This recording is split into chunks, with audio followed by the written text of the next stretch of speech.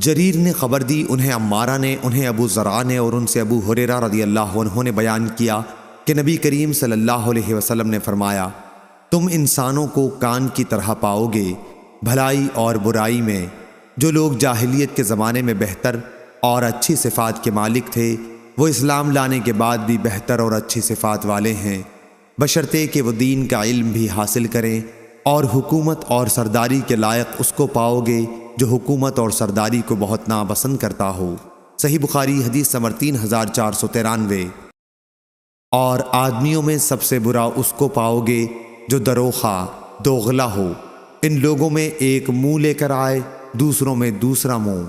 صحیح بخاری حدیث نمبر 3494۔